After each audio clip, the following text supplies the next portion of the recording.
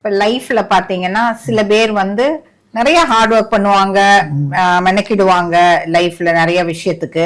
ஆனா அவங்க வந்து ஒரு இடத்துல ஸ்டக் ஆயே இருப்பாங்க.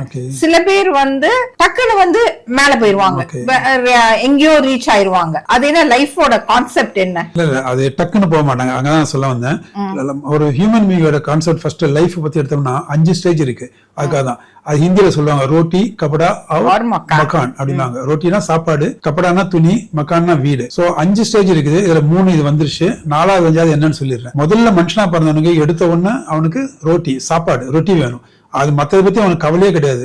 ஒரு மனுஷனா பிறந்தா அவனுக்கு முதல்ல சாப்பாடு வேணும். அது முதல்ல கிடைக்குதான்னு எல்லா மனுஷனும் பார்ப்பாங்க. அது சாப்பாடு கிடைச்சதுன்னா அடுத்த லெவலில் அந்த மனுஷனா பிறகு என்ன யோசிப்பான்னா, எனக்கு அடுத்தது ஒரு மானத்துக்காகிறது துணி வேணும்னு அப்பதான் நினைப்பான். சோ கப்படா, அதுக்கு அடுத்து துணி வேணும்னு நினைப்பான்.